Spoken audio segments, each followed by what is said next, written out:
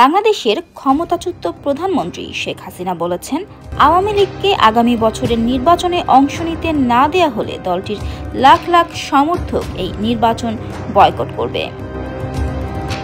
নয়াদিল্লিতে নির্বাসনে থাকা শেখ হাসিনা বুধবার বার্তা সংস্থা রয়টার্সকে দেয়া এক সাক্ষাৎকারে এই মন্তব্য করেছেন।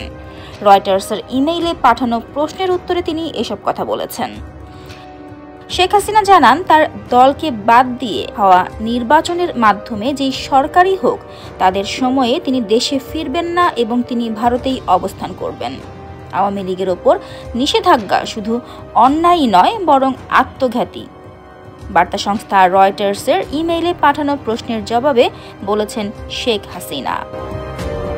15 বছর একনাগাড়ে ক্ষমতায় থাকার পর, ক্ষমতাচ্যুত হওয়ার পর এই প্রথম তিনি সংবাদ মাধ্যমের প্রশ্নের জবাব দিলেন।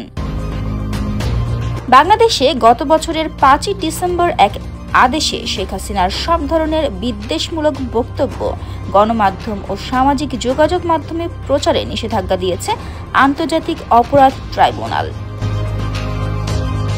একই সাথে আগের সব বিদ্বেষমূলক বক্তব্য সব মাধ্যম থেকে সরিয়ে ফেলতেও আদেশ দেওয়া হয়েছে।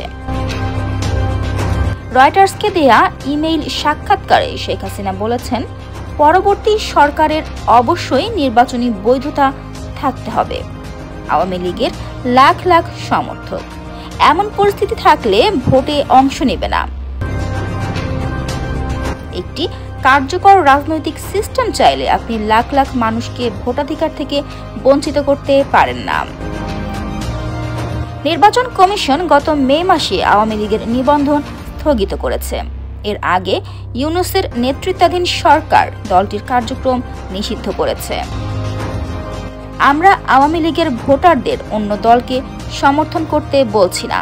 আমরা এখনো আশা করছি শুভবুদ্ধির উদয় হবে এবং আমরা নিজেরাই নির্বাচনে অংশ নেওয়ার সুযোগ পাব, বলেছেন শেখ হাসিনা।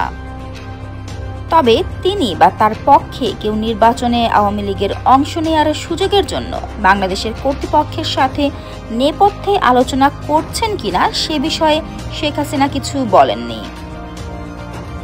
ইউনূসের মুখপাত্ররা শেখ হাসিনার মন্তব্যের বিষয়ে প্রতিক্রিয়ার অনুরোধে তাৎক্ষণিক সাড়া দেননি।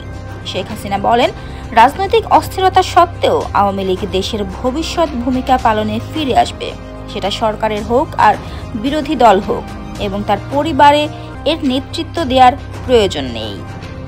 News desk, hard news.